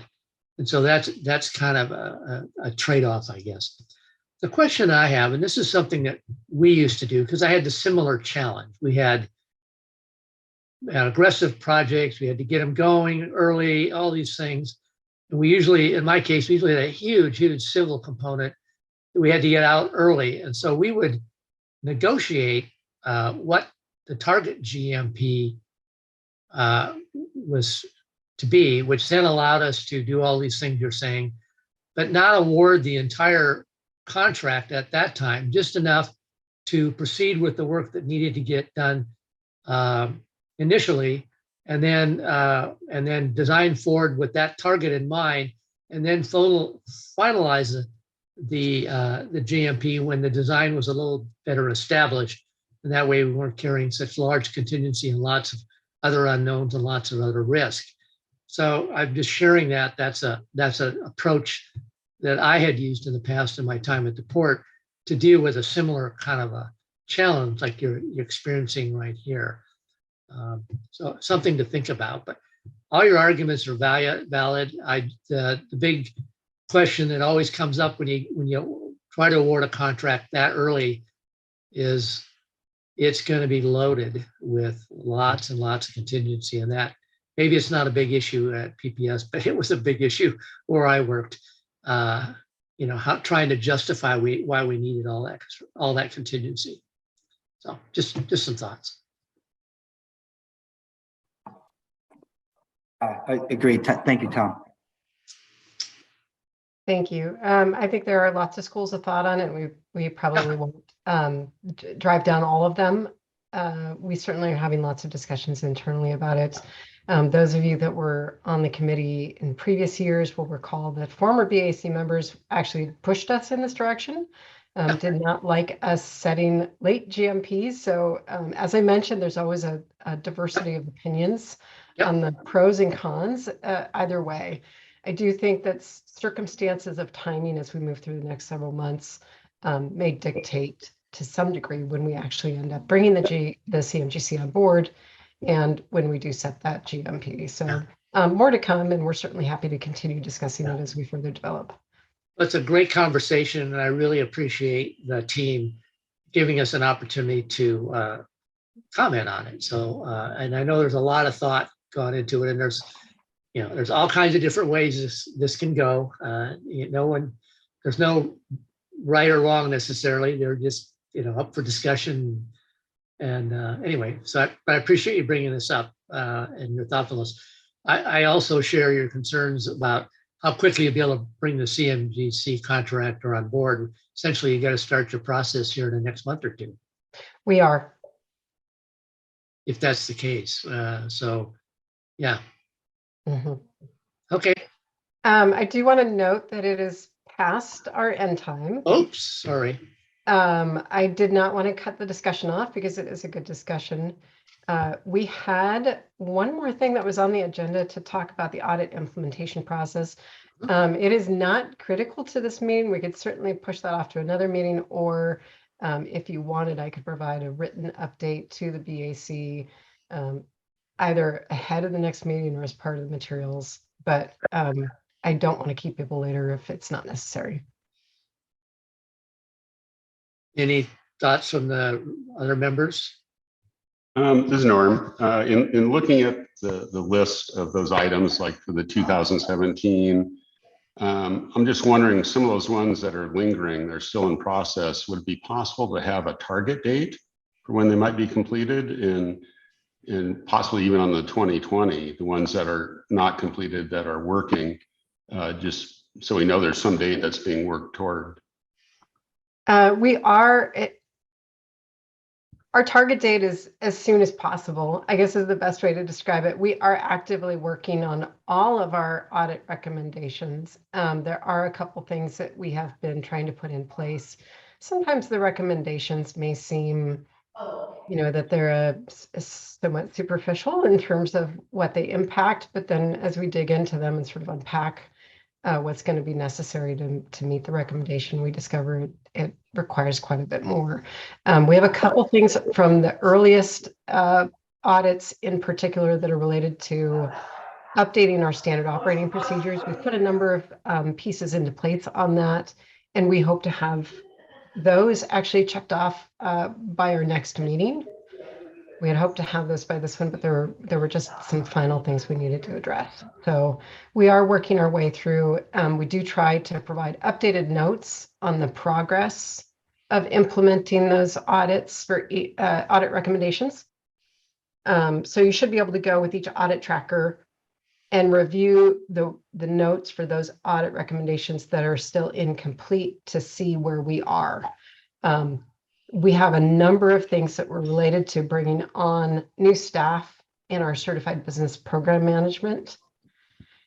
We do have that person on board. He is working on those audit recommendations now, and we will provide a report out on that as a program as a whole. Not at the next one, but potentially at the one after that.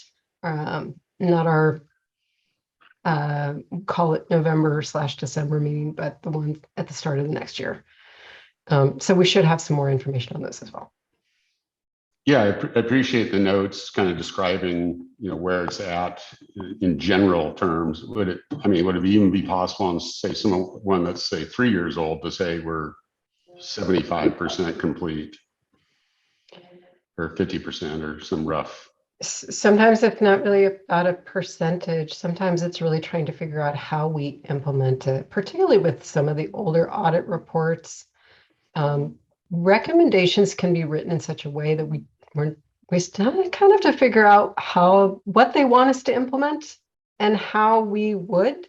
It's not always obvious how we might be able to implement something, or sometimes we can think of a way that will address the recommendation, but we don't know how we determine it's finished. It's hard to explain. So, I think there's a little bit of a process with each recommendation. We have a team of folks internally that goes through each one, and we sort of discuss each of them thoughtfully to try to figure out what the core issue was with that created that recommendation, and then how it is we can resolve it to, become more efficient, effective, better functioning, whatever the goal was of the recommendation. Well, maybe then a little more detailed explanation on the few that are out there. Because just looking at the notes and stuff, I didn't get the complexities or whatever you were talking about. I was just looking at a few that were like 3 years old, and instead it's still being worked on, and the notes. I mean, it's hard to convey or look at those notes and understand what you just said, I guess. So now I understand, I guess, better. Yeah, I think, it's easy for me to say we're still working on potential revisions of our file structure. That's an easy note to write. The actual implementation of revising our file structure has massive impacts to our entire archiving system, both within our regular file folder structures, but also within our eBuilder software, which mimics our file folders. And our eBuilder software is shared with other departments. And so, it's something like that can seem like, oh, well, it's just so simple. You just revise it. And then we dig into it and realize it's actually quite extensive. And so then the question becomes, do we revise our file folders, or do we need to implement better training on how to use our file folders as they are, right? So it's not always a simple issue to address. Yeah, the note on that one was a little more thorough, I think. So, okay, thanks. It sounds like maybe a brief follow-up at our next meeting might be in order, since there are some questions from Norm. And I'm thinking, they're having been through all of these audits, like you say, early on, a lot of them were required you to develop SOPs for OSM, and like you say, some are easy, some aren't so easy. So maybe as a suggestion for the next meeting, when we talk about this, is maybe for some of these older ones that are more complicated than they would appear, we could maybe get a sense of, well, here's the complexity. And in some cases, maybe it's like, hey, this is all we can do. It's good enough, and we're done. I think that might be useful, because sometimes these things can linger and linger over a little internal issue that at the end of the day isn't really all that critical in terms of your ability to manage your program and whatnot. And I think it's okay to have that conversation. We do. And to be clear, our auditors, our performance auditors every year go back and review the audit recommendations that we say that we have completed. Yeah. So they are all always going back and confirming that we have completed audit recommendations. They do report out on that in the report. They identify whether they think we're making progress or if we're timely addressing the recommendations from earlier audits. And to date, they are comfortable with the pace at which we're moving and addressing our recommendations. Okay, great. Thanks, Marina. Thank you. Okay, are we done then? So it looks like it. We went a little long. What a surprise. But a lot of good material to cover. So I'm not, it's good to be able to get in the weeds a little bit and have these conversations. So I appreciate people bearing with us and going a little late. So with that, I guess our next meeting now will be in December sometime, date to be determined. And so we'll be maybe doing a little follow-up on the audit questions, and then it'll be get a little bit of a preview of where Jefferson's at, and then the majority of the meeting will be our regular agenda on health and safety and infrastructure, I believe, are the two topics. Is that correct? That is correct. Okay. So the one last question then, in terms of report out to the Facilities and Operations Committee, will it work where we can still do a combined this meeting and our next meeting in December, or do we need to plan on reporting out? Normally we report quarterly. So just food for thought. That's a good question. And I would have to go look at a calendar to see when the next Facilities and Operations Committee meeting is after this one and the next one. But we will go look at that and reach out to you, Tom and Kara, about that. Yeah, it just be helpful to, because if it's too close to the facilities, it may not allow us enough time to prepare the report, get the feedback, get it to them prior to the meeting. That's the only reason I ask. Understood. Since We will work on that. Yeah. So that's my only question. Okay. Thanks, everyone. Thank you. And we'll see, I guess we'll be back in person hopefully next time, or are we still? We are still alternating between in-person and virtual. So we will be looking for a location for the in-person. Yeah. And I can hardly wait to see Benson. I mean, it looks pretty cool. So it'll be interesting. Thanks, everyone. Thank you. Thank you.